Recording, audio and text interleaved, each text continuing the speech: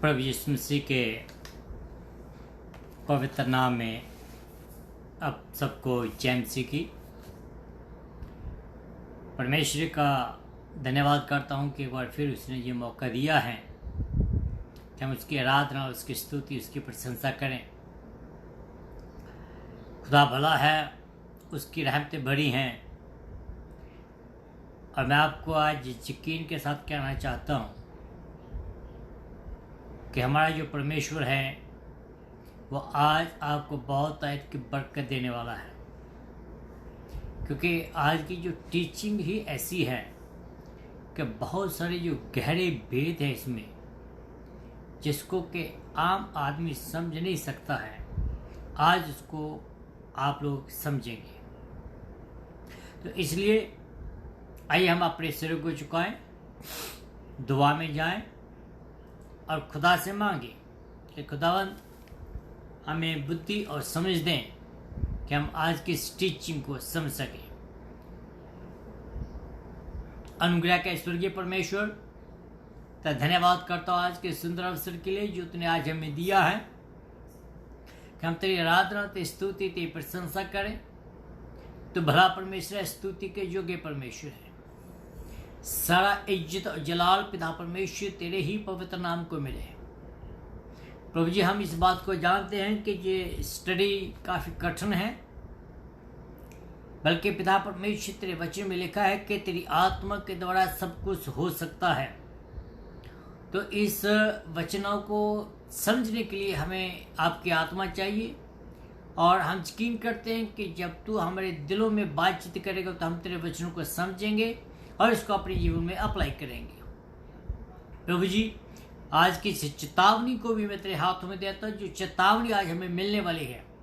इस चेतावनी के लिए प्रभु जी का धन्यवाद हो कि तो अपने लोगों को चेतावनी देता है कि वो तैयार हो जाएं, ताकि प्रभु जी आने वाले दिनों से, आने वाले क्रोध से बच जाएं। तो भला परमेश्वर स्तुति के योग्य परमेश्वर है। मैं अपने आप को तेरे हाथों में देता हूँ। मैं अपने पूरे ये ऑडियंस है उसको तेरे हाथों में देता हूँ, जो अभी इस समय सुन रहे हैं, जहाँ जो आने वाले समय में सुनेंगे, उन सबनों को तेरे हाथों में देता हूँ। निवेदन करता हूँ प्रभु जी की तरह अनुग्रह हमारे सबने के ऊपर बना रहे। तेरा जलाल प्रभु जी हमारे जीवन में दिखाई दे। तेरा नाम ऊंचा हो प्रभु जी, तू बड़े और हम घटे, तेरा नाम जलाल पाए। प्रार्थना यीशु मसीह के नाम से मांगता हूँ, आमीन आमीन। मेरे जीजो, आइए हम आज एक बहुत सा प्यारा सा गाना जो मैंने सिलेक्ट किया है उसको सुने, और उसके बाद फिर हम खुदा के वचन की ओर बढ़ेंगे।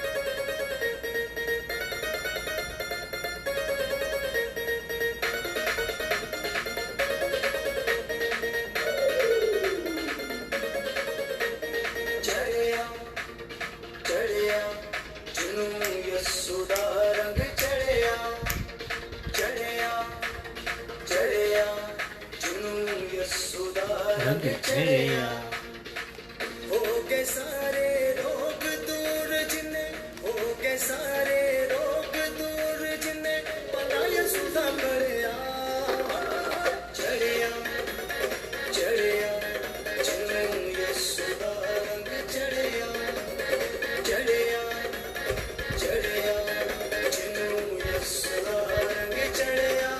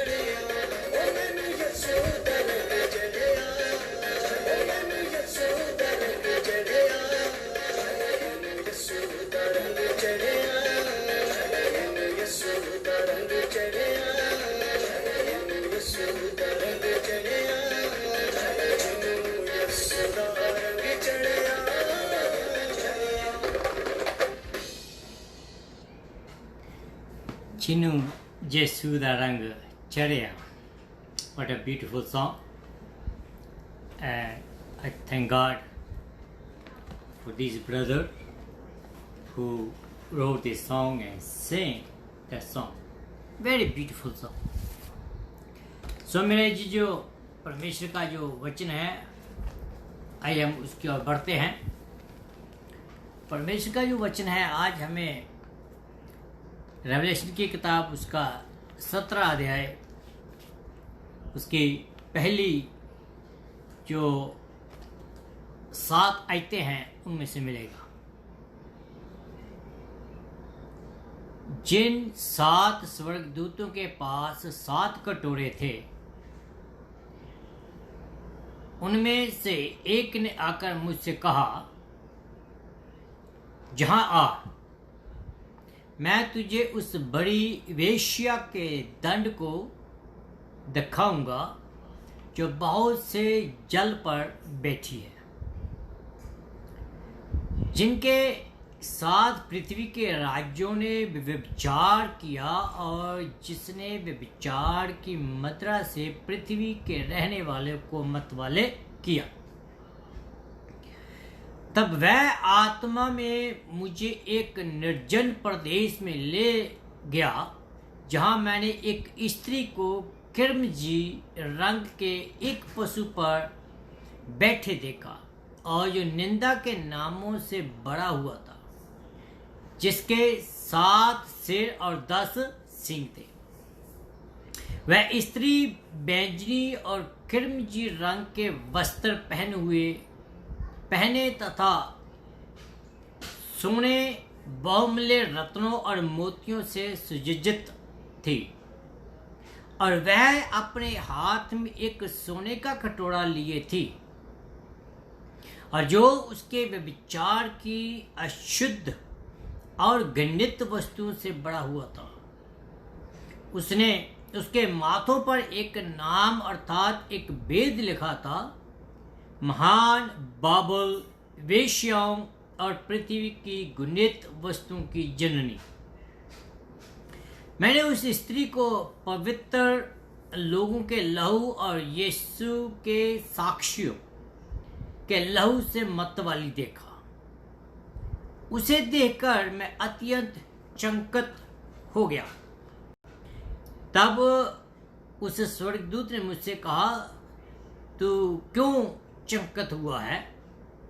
मैं तुझे उस स्त्री और उस पशु का जिस पर वह सवार है, जिसके 7 सिर और 10 सींग है, राज बताऊंगा। खुदावंद अपने वचन के पढ़े सुन पर आशीष दे। आमीन। मेरे जीजू, मेरा ख्याल है कि जब आप इस वचन को सुन रहे होंगे, जब मैं पढ़ रहा था तो काफ़ी कठिन सा एक टॉपिक है जी, लेकिन इसको जाने से पहले अपनी रीति के अनुसार आपका स्वागत करना नहीं भूल पाऊंगा, क्योंकि आपके बिना मेरा ये प्रोग्राम खुदा का वचन आप तक पहुंचना काफ़ी मुश्किल है। तो इसलिए मैं प्रभु यीशु मसीह के पवित्र नाम में आप सबको जय मसीह की सलाम और सलोम कहता हूँ। आप सबका धन्यवाद भी करता हूँ कि आप प्रभु के वचन के द्वारा जो मेरे द्वारा दिया जा रहा है सुनकर आशीष पाते हैं। और जैसे आप सबको मालूम है कि रेवलेशन की किताब को समझना और इसको प्रीच करना कोई आसान बात नहीं, जैसे मैं पहले से ही कहता आया हूँ, जितना कि दूसरी किताबों को समझना और उसको पढ़ना है। पर परमेश्वर ने मेरे मन में ये डाला कि मैं इस किताब को प्रीच करूं। मुझे मालूम है कि आप इस वचनों को, इस किताब को सुन सुनकर मेरे ख्याल से कई लोग बोर भी हो गए होंगे, पर ये बात सच है। और सबसे खुशी की बात यह है कि आप में से बहुत लोग आशीष भी पा रहे हैं। इस किताब की तैयारी करने के लिए काफ़ी समय लगता है, पर जब मैं आपके प्यार को देखता हूँ, आपकी कॉलेजा बातियाँ उसको सुनता हूँ, और मुझे ऐसा लगता है तो मुझे कोई दिक्कत नहीं होती कि मैं इस वचन को तैयारी के साथ आपके सामने पेश हूँ। तो आइए हम आज इस वचन को आगे ले जाएं, जो 17वें अध्याय में हमने पढ़ा है। काफ़ी लंबा ये पैसेज है, तो इसलिए इसको मैंने 2 हिस्सों में बांटा है, ताकि हम इसकी स्टडी जो है वो अच्छे तरीके से कर सकें और इसको समझ सकें। हमने आज एक वेश्या के बारे में पढ़ा है, और ये वेश्या कौन है इसके बारे में काफ़ी क्लू है, काफ़ी इसके बारे में विचार है, काफ़ी लोग इसके बारे में अलग अलग टीचिंग देते हैं। लेकिन जो मेरी स्टडी है इसके बारे में मैं 9 और 10 बातें जो है वो आपके सामने रखने वाला हूँ कि ये वेश्या कौन है। पहली बात तो यह है कि ये वेश्या है, ये तो हकीकत है, पक्का है। दूसरी बात, ये सर्वभौमिक प्रभाव से बड़ी हुई है। तीसरी बात, कहता है कि इसकी जो सवारी है उसके बारे में हम जानते हैं। फिर चौथी बात, इसका बहुमूल्य पहरावा। फिर कहता है कि इसके हाथ में सोने का कटोरा है। इन सब के बारे में मैं बताऊंगा कि एक किसकी और इशारे कर रहा है, ये कौन है जो ये वेश्या है। ओके, फिर लिखा कि इसका एक बहुत बड़ा भेद जो बावल है। ओके, फिर वेश्याओं और घृणित वस्तुओं की ये माता है। ओके, फिर लिखा है कि पवित्र लोगों का लहू पीने में ये मतवाली है। फिर 7 पहाड़ हैं। ओके, और फिर लिखा है कि बड़ा नगर, ये बहुतों से पानियों पर बैठी हुई है। कहाँ बैठी है? नदियों के ऊपर, पानियों के ऊपर। 15वें अध्याय में अगर आप थोड़ा आगे जाएं तो बहुत पानियों को दर्शाया गया है कि ये जो पानी है ये लोग हैं, भीड़ हैं, जातियां हैं और भाषा हैं। पुराने काल का जो बाबल था, और वो बाबल अहंकार और गर्व से भरा हुआ था, और वह एक नगर, लिटरली नगर था। और उसी तरीके से ये वेश्या है, ये भी घमंड से और पूरे गर्व से बड़ी हुई है। मैं आपको बताऊंगा आगे जाकर के ये वेश्या जो है जो कौन है। शायद आप लोगों ने पहले सुना होगा, चाहे नहीं सुना होगा, जहाँ जो सुना होगा किसी अलग तरीके से सुना होगा, लेकिन आज जो मैं बताऊंगा आपके सुनकर कान खुल जाएंगे। आज ये वेश्या जो है ये झूठे धर्म और झूठी धार्मिक शिक्षा के रूप में ये वेश्या है। ये शैतान की दुष्ट सर्वभौमिक नामधारी कलीसिया है। कौन है जी? ये एक कलीसिया है, एक चर्च है। I will tell you which church it is. जैसे कि मसीह की दुल्हन जो तेज छवि कलीसिया है, और वो अपने दूल्हे की इंतजार में, अपने दूल्हे को मिलने के लिए इंतजार में है। इसी रीति से उधर एक नकली दुल्हन नामधारी कलीसिया मसीह विरोधी के स्वागत के लिए अपने आप को तैयार कर रही है। कौन? नामधारी कलीसिया, झूठी कलीसिया। ये वेश्या कौन है? एक झूठी कलीसिया, एक झूठी चर्च। इस कलीसिया की शुरुआत जो थी बाइबल के बीच में उत्पत्ति की किताब उसका 30 अध्याय में शुरू हुई थी, बाबल के बीच में। 30 अध्याय उसकी 11 आयत से लेकर 11 से लेकर 9 तक आप पढ़े तो आपको पता चलेगा। सॉरी, उत्पत्ति की किताब उसका 11 अध्याय 1 से 9 तक। इसका जो आगू था, मैंने पहले भी एक बार इसका जिक्र किया था, मैं फिर इसको आपके सामने दोहरा रहा हूं। इसका जो आगू था वो निम्रोद नाम का एक आदमी था, और उसने एक ऐसे दुष्ट पत्नी से शादी की, और उनका एक बेटा हुआ।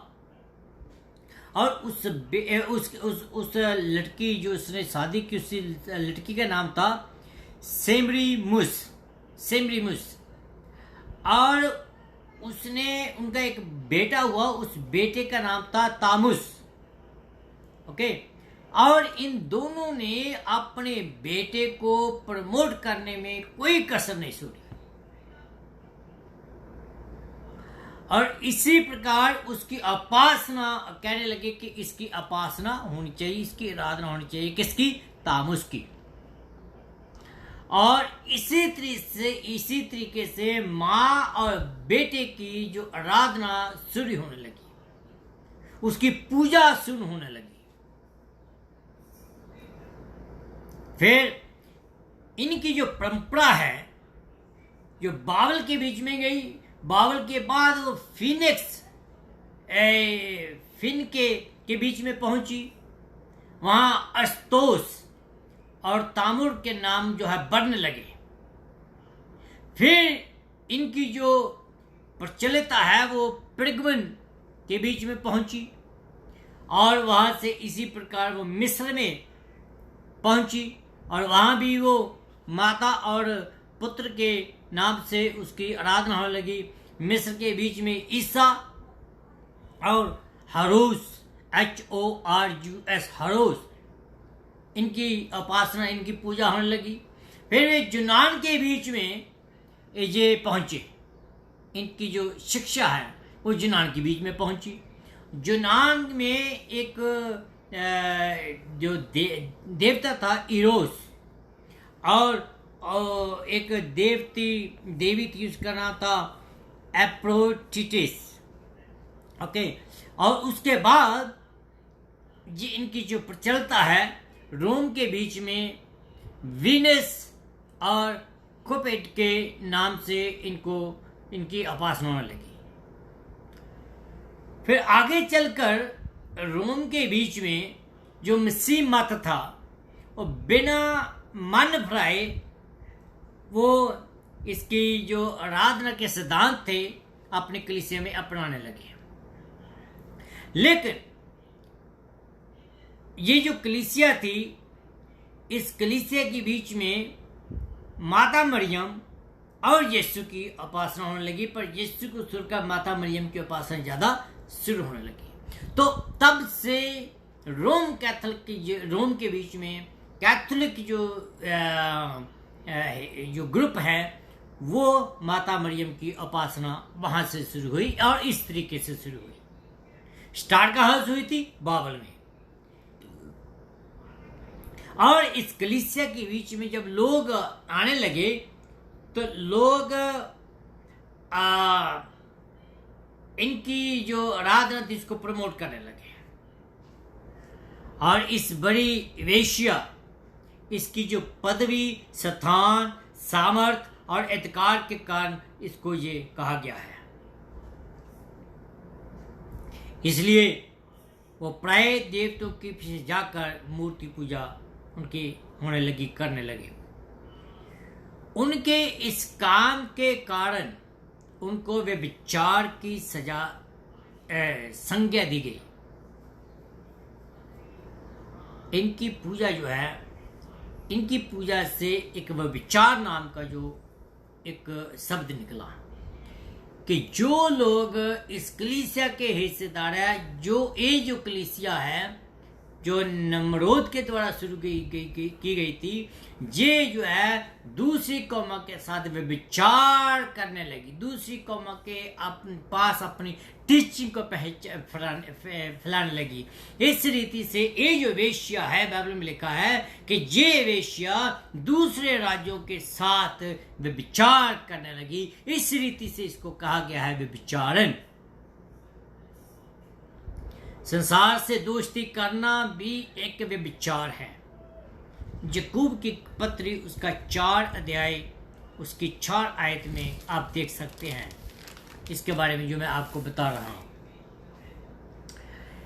एक झूठी कलीसिया तैयार हो रही है और जब ये झूठी कलीसिया कंप्लीट तौर पर तैयार होगी और मैं आपको बताऊंगा कि क्या क्या ये करने वाली है और इसकी तैयारी अभी से चल रही है, स्टिल गोइंग ऑन। मसीह विरोधी चालाक होने के कारण इस वेश्या को एक बहुत ऊंचा स्थान देगा। आज के दिनों में ही हम देख लें कि जो राजनीतिक लोग हैं, जो पॉलिटिशियन हैं, मोस्ट प्रोबेबली मैं कहता हूं कि 75% जो पॉलिटिशियन हैं धर्म के नाम पर वोट मांगते हैं और धर्म के नाम पर ही वो जीतते हैं। मीनिंग के वो धर्म को पॉलिटिशियन के रूप में इतना ऊंचा स्थान दे देते हैं कि लोगों को धर्म के नाम पर ब्लैकमेल करते हैं। और ये जो मसीह विरोधी है ये भी ऐसा ही करेगा और इस कलीसिया को, इस दुनिया का फेवरेट जीतने के लिए धर्म को इस्तेमाल करेगा और इस वेश्या को इस्तेमाल करेगा, इस वेश्या की उत्पत्ति करेगा, इस कलीसिया की स्थापना करेगा और जिसको हम वेश्या कहते हैं। और ये जो कलीसिया है जाने और अनजाने में इसके साथ मिल जाएगी। मैं आपको बताऊंगा अभी आज, शायद आज और कल मैं आपको बताऊंगा कि इस कलीसिया का भी क्या हाल होगा। मसीह विरोधी इस कलीसिया का क्या हाल करेगा। कौन सी कलीसिया का? जो मसीह विरोधी जो नकली कलीसिया है, जो वेश्या है। मसीह विरोधी इस नकली कलीसिया के जिसके दम पर वो खड़ा होने वाला है, जिसके दम पर वो अपने मकाम को पाने वाला है, इस कलीसिया को भी वो तिरस्कार देगा। इसलिए मैं आपको कहता हूं कि वो जो अपने मां बाप का नहीं बना तो आपका क्या बनेगा। ये शैतान की बात कर रहा हूं मैं आपको। तो आगे बढ़े।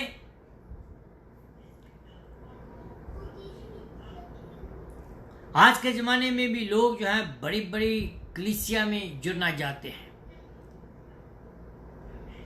अपने फायदे के लिए लोग इन कलीसियों के बीच में जुड़ना चाहते हैं। मैं आपको बात बताता हूं, बहुत सारे लोग स्कूलों में डिस्काउंट लेने के लिए, अपने बच्चों के डिस्काउंट लेने के लिए बड़ी बड़ी कलीसियों में मिलते हैं। बहुत सारे लोग अपने फायदे के लिए कलीसियों में मिलते हैं।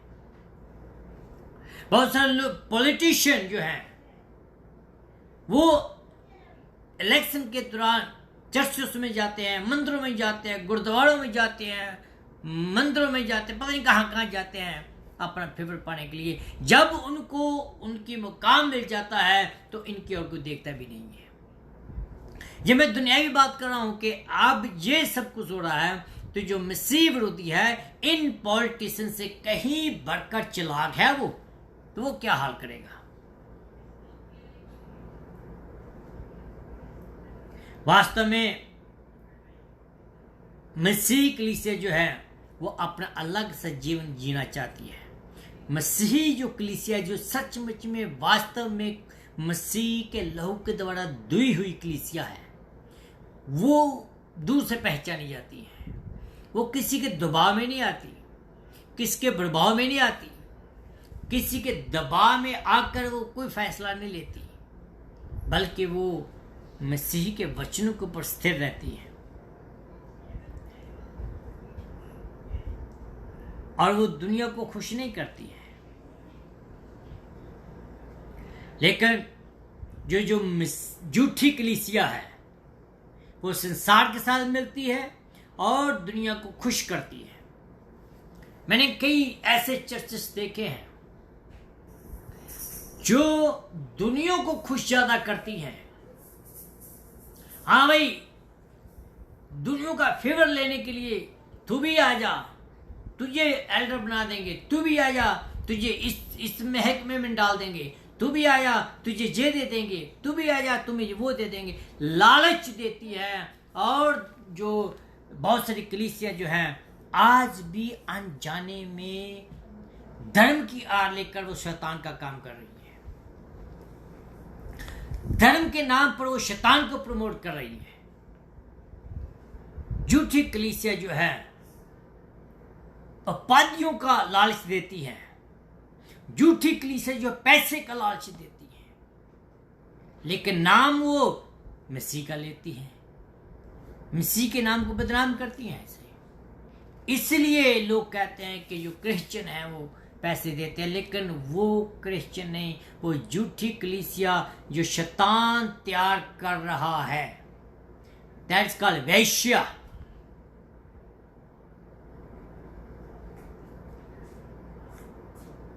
लालच देकर लोगों को, राजा को अपने साथ वो जोड़ती है।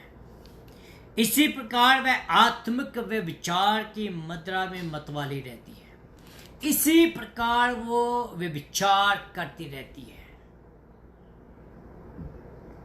इसी प्रकार वो विश्वासियों का लहू पीती है। इसी प्रकार वो विश्वासियों का तबाही करती है। इसी प्रकार वो विश्वासियों को दबाती है।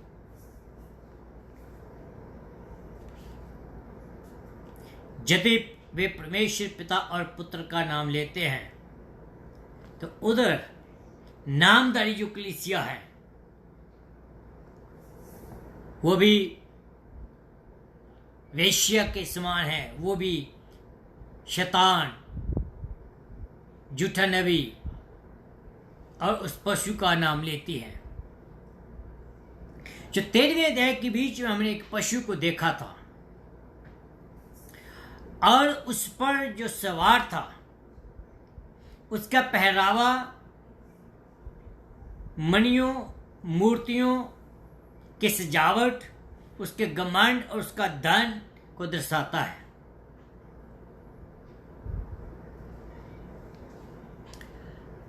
आज मैं आपको एक बात बताने चाहता हूं। मैं कुछ नहीं कहूंगा, आप समझिए खुद।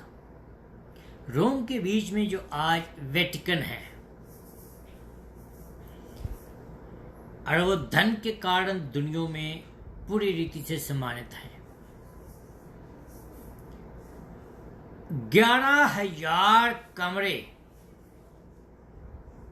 और बहुत सारी कोठरियां उसमें पाई जाती हैं। कितने कमरे हैं उस वेटिकन में? 11,000 कमरे। मीनिंग कि there is the village itself. Pope का जो सोने का मुकुट है वो सोने का मुकुट नहीं है, उसमें 3 मुकुट है उसके, और उस मुकुट में बहुत सारे मोती और बहुत सारी मणियां, उस मणियों के द्वारा उसको बनाया गया है। और ये सब कुछ जो है एक मसीह विरोधी कलीसिया के बीच में पाया जा रहा है। माथे पर लिखा हुआ नाम का एक बड़ा भेद है, बाइबल में हमें पढ़ा है। वो भेद क्या है? माथे पर नाम लिखना रोमियों का एक रिवाज था, और आज के जमाने में अनेक लोग जो है वो अपने हाथों पर, अपने माथों पर नाम लिखवाते हैं। You will see a lot of people, they have tattoos on their head, on their hand, on the whole body. Tattoos. और रोम के जो लोग थे वो भी इसी ही रीति से करते थे। वेश्या जो थी, आज के जमाने में मैं करता हूँ बात कर, वेश्या जो थी, वेश्या के नाम और उसका ये नंबर उसके माथे पर लिखने की यही एक कारण था कि लोग उनके साथ संगति जो करते थे वो बड़ी आसानी से उनको पहचान लेते थे कि ये वेश्या है। कौन लोग? जो लोग इनके साथ संगति करते हैं। मैं किन की बात कर रहा हूं? मैं उन लोगों की बात कर रहा हूं जो इन लोगों के साथ संगति करते हैं। इसलिए वेश्या के माथे पर नंबर है कि लोग इसको पहचाने। ये वेश्या वही है जो मसीह विरोधी की दुल्हन है, जो एक नकली कलीसिया है जिसमें अन्य झूठे धर्म भी शामिल हो जाएंगे। मैं सिर्फ एक कैथोलिक की बात नहीं कर रहा हूं, सॉरी, मैं एक ग्रुप की बात नहीं कर रहा हूं। इसमें सिर्फ और सिर्फ मसीही लोग, जहाँ क्रिश्चियन लोग, जहाँ क्रिश्चियन समुदाय के लोग नहीं, इसमें बहुत सारे और भी जो धर्म हैं उसमें शामिल हो जाएंगे। क्योंकि उसमें जितने भी देश हैं, राजे जो है इसमें शामिल हो जाएंगे। सब राजे जो हैं क्या करेंगे? इसको ताकतवर बनाएंगे। किसको? मसीह विरोधी को। वह एक वेश्या कहलाती है। यह भी एक वेद है हमारे लिए। अन्य वेदों के बारे में और भी हम बहुत कुछ सीख सकते हैं, देख सकते हैं। बाइबल के बीच में और भी बहुत सारे वेद हैं, उनमें से मैं कुछ आपको बताता हूं। पहली बात, अन्य जातियां मसीही में एक होना। इफिसियों की किताब उसका 3 आयत उसकी 6 आयत में पढ़ सकते हैं। फिर कलीसियों का भेद रेवलेशन की किताब में 1 अध्याय 12 से लेकर 20 तक। स्वर्ग राज्य का भेद आपको मिल सकता है मत्ती की किताब उसके 13 अध्याय में आप देख सकते हैं। फिर इस्राएल के अंधेरापन उसका भेद रोमियो की किताब उसका 11 अध्याय 25 आयत। मसीही जीवन सुसमाचार का भेद, विश्वासियों का भेद, मसीह का दिल में वास करने का भेद।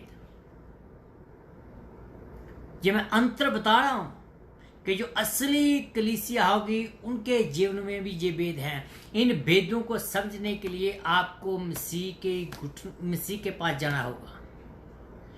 और मसीह विरोधी कलीसिया और मसीह की कलीसिया, उसके जो अंतर है वो मैं आपको कल बताऊंगा कि उसकी पहचान हम कैसे कर सकते हैं।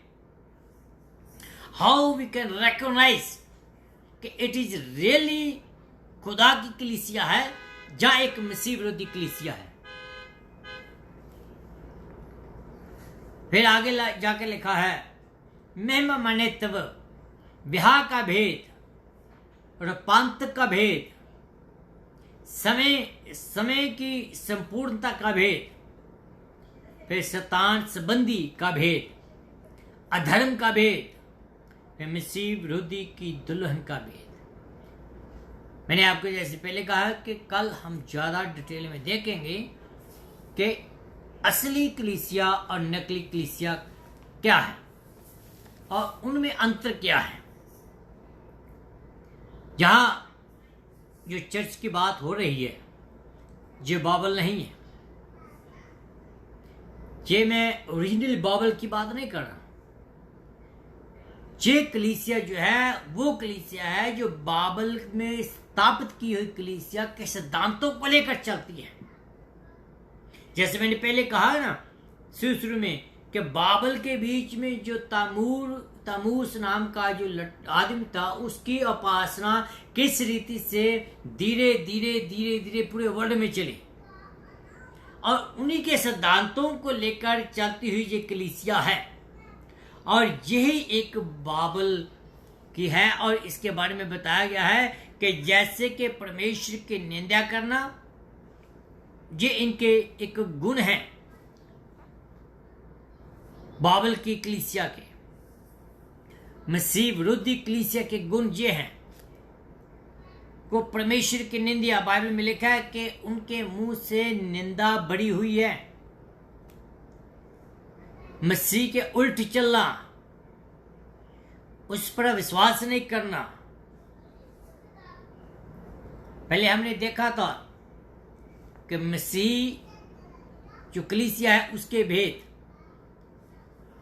जो थे, कलीसिया का भेद, स्वर्ग का भेद, इस्राएल का अंधेरे बन का भेद, मसीही जीवन, सुसमाचार का भेद, विश्वास का भेद, मसीह का दिल में वास करने का भेद, फिर विवाह का भेद, रूपांतर का भेद, ये सब बातें जो मैं पहले बताई थी। लेकिन अब जो मैं आपको बता रहा हूं, ये मैं बता रहा हूं कि मसीह विरोधी की जो कलीसिया है उसका भेद क्या है। परमेश्वर की निंदा करना, उसके उल्ट चलना, उस पर विश्वास नहीं करना, बाबल की सी मूर्ति पूजा जो शुरू हुई, नामदारी कलीसिया जो वेश्या के रूप में लोगों के सामने आती है उसको दर्शाना, उसको प्रमोट करना, उस बड़े भेद जो बाबल का भेद है उसको प्रकट करना, बाबल की हर प्रकार की जो झूठी धार्मिक के माता बनी बैठी है उसी को ही ये अंतिम दिनों में बाबल कहा गया है। रेवलेशन की उसकी 17 आयत 17 अध्याय उसकी 6 आयत और 7 आयत में हम पढ़ते हैं। इसमें क्या लिखा है कि मैंने उस स्त्री को पवित्र लोगों और यीशु के साक्ष्य, यीशु के सेवकों के लहू से मत वाली देखा और उसे देखकर मैं अत्यंत चंकित हो गया। तब उस स्वर्गदूत ने मुझसे कहा, तू क्यों चंकित हो गया है? मैं तुझे उस स्त्री और उस पशु का जिस पर वह सवार है, जिसके 7 सिंह और 7 सिर और 10 सिंह है, रहस्य बताऊंगा। इनके बारे में 7 सिर और 10 सिंह, इनके बारे में हम कल बात करेंगे कि ये क्या है।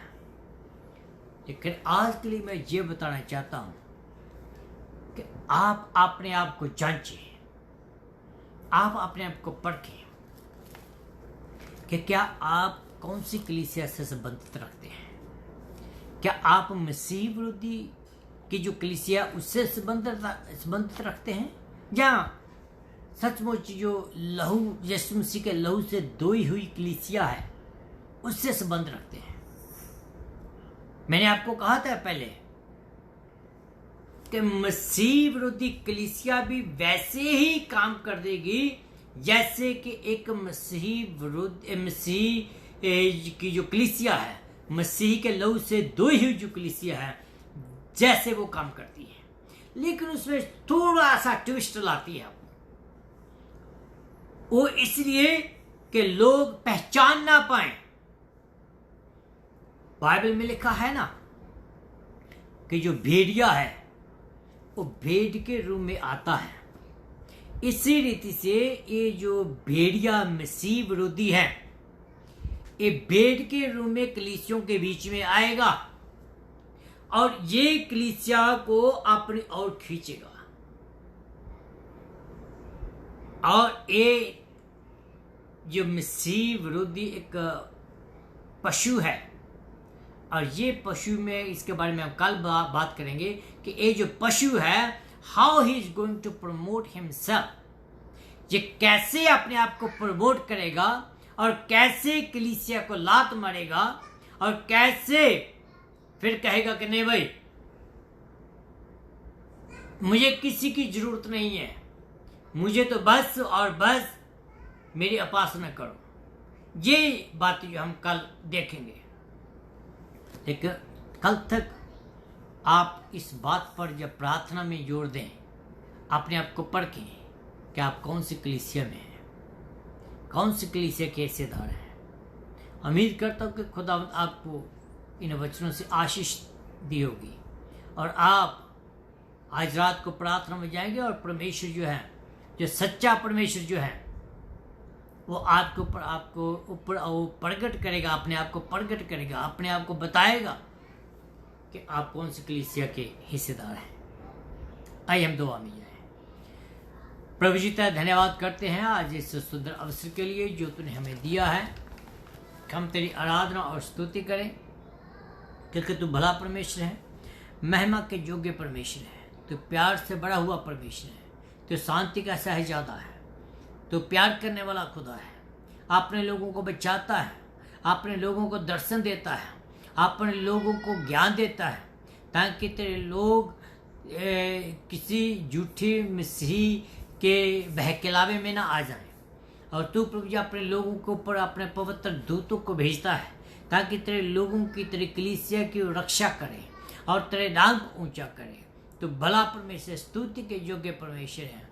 पिता परमेश्वर, जितने लोगों ने आज इस वचन को सुना है वो अपने आप को परखें, अपने आप को जांचें कि ये क्या मैं भी उस वेश्या का एक हिस्सा तो नहीं हूँ, क्या मैं भी उस वेश्या का एक अंग तो नहीं हूँ, क्या मैं उस वेश्या की शिक्षा को लेकर तो नहीं चल रहा हूँ। अगर ऐसा है तो प्रभु जी उनके साथ बातचीत करें, उनको वापस ले आए प्रभु जी, ताकि वो प्रभु जी तेरे बनकर रहें, तेरे लहू से धुल जाए। पिता परमेश्वर, अपने आप को तेरे हाथों में कर दे प्रभु जी, क्योंकि पिता परमेश्वर तू चाहता है यही है। तेरा आना इसलिए नहीं हो रहा है क्योंकि तू चाहता है कि हर एक आदमी जो है वो तेरी कलीसिया में मिल जाए, तेरे साथ मिल जाए। बल्कि पिता परमेश्वर तू भला परमेश्वर है, तूने प्रार्थना को सुना इसलिए तेरा धन्यवाद करता हूँ। ओ प्रभु जी, ये शिरायता नाम मुबारक को तू बड़े और हम घटे, तेरा नाम जलाल पाए। प्रार्थना यीशु मसीह के नाम से मांगता हूँ, आमीन एंड आमीन। अब हमारे खुदावंद प्रभु यीशु मसीह का फजल, खुदा बाप की मोहब्बत, पवित्र आत्मा की सहभागिता हमारे सब के साथ, कुल ईमानदारों के साथ हमारे अब से लेकर हमेशा हमेशा तक होती रहे, आमीन एंड आमीन। खुदा आपको बहुत ऐद की बरकत दे। कल फिर 8 बजे आपको मिलेंगे और तब तक खुदा आपके साथ हो।